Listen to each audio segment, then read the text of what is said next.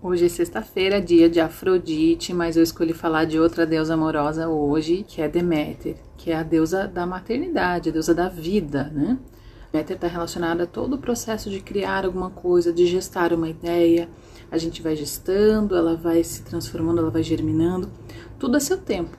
Tem a fase de casulo, a fase que a sementinha está lá embaixo da terra, até que ela começa a germinar e brotar, e se transformar numa árvore frondosa e render frutos. Todo esse processo também acontece com a gente em tudo que a gente se propor a fazer. E aí eu comecei a refletir sobre isso, né? Sobre como a Deméter, a nossa Deméter interna se manifesta ao longo das fases da vida, das diferentes fases. E tudo que eu trago aqui no arquétipo das deusas são coisas que eu faço e que funcionam pra mim. Então, sou eu, né? Basicamente isso.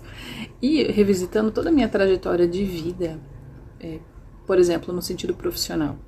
Todos os lugares em que eu trabalhei, todos os lugares que eu estive, todos os estudos, a vida coloca a gente no lugar certo, isso que eu quero dizer. Tudo me trouxe para o momento de agora. Todas as peças do quebra-cabeça, nem todas, que ele ainda não está completo, mas as peças vão se encaixando e fazendo sentido depois. A gente vive num tempo de muita pressa, de muita velocidade.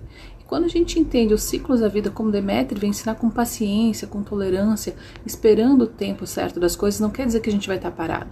Não, é aquela frase, sem pressa e sem pausa. A nossa vida hoje ela é movida pela até aquela síndrome do FOMO, né? Fear of Missing Out. A gente vive com tanta pressa, com tanta velocidade, ninguém quer começar do começo, a gente já quer ir para os altos cargos de altos escalões de primeira, sem ter experiência, sem ter casca, sem ter um pouco da armadura de Atena, né? Para fazer as coisas. A gente está muito naquele espírito de Ártemis, que tem aquela ansiedade de ser a dona da floresta, dona do seu território, de se impor. A gente precisa ter esse espírito aventureiro, explorador de Ártemis, sim, mas com a maturidade de ter essa paciência mesmo, de esperar o tempo das coisas. De saber que a gente está nesse momento, a vida nos colocou nesse momento agora, para que a gente possa começar a germinar alguma coisa. O que você está germinando? O que você está plantando? Porque isso vai ser colhido mais na frente. Então, a gente tem que ter sonhos, a gente tem que ter objetivos, sim, mas entender que leva todo um processo para a gente estar pronta para colher. E nesse sentido a gente vê que é a Afrodite que vai nos trazer essa criatividade, esse sonho, esse desejo de conquistar as coisas. A Ártemis vai nos impulsionar a perseguir o nosso sonho.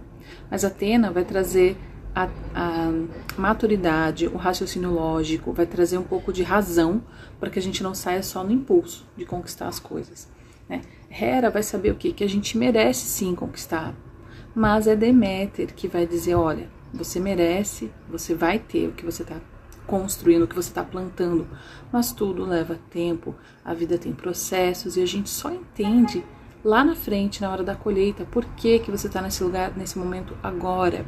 Então a Afrodite vai dizer assim, ó, coloca amor no que você está fazendo agora, vai plantando essa sementinha com amor, com cuidado, não perca a razão, vai dizer Atena. Para quê? Para que essa colheita ela seja muito bem planejada. É aquela história, né? Eu quero emagrecer, eu tô com personal, eu tô fazendo atividade física faz 4 semanas, eu tô comendo salada faz 4 semanas e não emagreci nem 1 grama.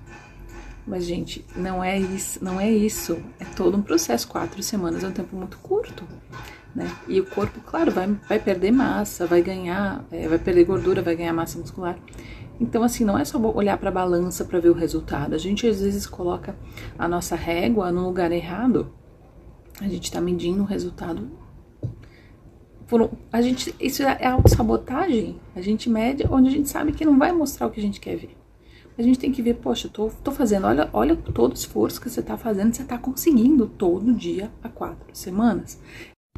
E toda essa reflexão sobre compreender o tempo das coisas é o que Deméter vem trazer. Então não acha que Deméter em você é só a deusa da maternidade, eu não quero ter filho, não tenho Deméter em mim. Todo mundo tem as 6 deusas, e quando eu faço esse exercício que eu chamo de condomínio das deusas, condomínio das plácidas deusas, é justamente assim, toda questão que chega pra mim, eu tô com um dilema na vida, o que eu faço? Aí eu me conecto com a minha Atena, o que é a razão, meu lado yang, o meu masculino, que a Atena representa isso também, vai me dizer. O que é a intuição de Perséfone vai dizer. A Afrodite vai dizer se joga, né? A Afrodite vai. cada uma delas vai dizer alguma coisa e a gente consegue ter esse diálogo, essa imaginação, e é muito verdadeiro tudo que acontece, assim, essa imaginação ativa é um exercício muito legal de fazer, e no viés das deusas, então, ganha uma potência diferente. Um outro exercício que é interessante também de fazer, quando você está revoltada com a situação da vida, quando você está quase entrando numa depressão, numa melancolia muito grande, porque tudo perdeu sentido, Deméter pode te ajudar no seguinte sentido. Tenta pensar se você fosse uma semente, ou se você fosse um campo a ser cultivado. Em que fase da plantação você está? Você ainda está numa fase de semente, esperando para ser colocada na terra? Você já está dentro da terra esperando germinar? Você já está saindo, já está conseguindo ver alguma luz? Ou você já está frondosa, rendendo frutos? Ou quando você está gravando, seu vizinho começa a ligar uma furadeira no andar de cima, tá vendo? Mas então, olhar para os nossos ciclos, em que momento do ciclo a gente está. Porque quando termina um ciclo, começa outro. Com todos esses processos. Às vezes a gente vive mais de um ciclo ao mesmo tempo. E tudo vale. Né? A gente está aí para viver, para ter experiências, como diz Afrodite. E vamos se abrir para essas experiências. Não é no sentido, você positividade tóxica. Não, quando a gente está triste, a gente tem que viver também esse sentimento de tristeza. Não se martirizar nele, claro, não ficar mergulhado, mas a gente tem momentos que a gente vai precisar ficar mais melancólica, até para poder refletir. Todos os sentimentos fazem parte da nossa vida, então a gente vai ter momentos que a gente vai estar mais tranquilo, mais em paz, com mais alegria no coração, mas vai ter momentos que a gente vai estar vivendo uma tristeza, vai estar vivendo raiva, vai estar vivendo angústia, e faz parte da nossa personalidade, da nossa vida. Então, viver os nossos ciclos, viver os nossos momentos, seja momento de germinar, momento de estar embaixo da terra, momento de estar esperando essa semente ser colocada no solo, momento de dar frutos, tudo isso faz parte da nossa vida, e aceitar o momento que a gente está não quer dizer estar paralisada. Aceitar não significa não agir, significa respeitar o tempo das coisas, respeitar os nossos próprios sentimentos. Eu vou descansar sem culpa quando for necessário, eu preciso disso para ficar bem. Eu preciso dar um tempo, eu preciso chorar se for necessário, porque eu preciso disso para ficar bem.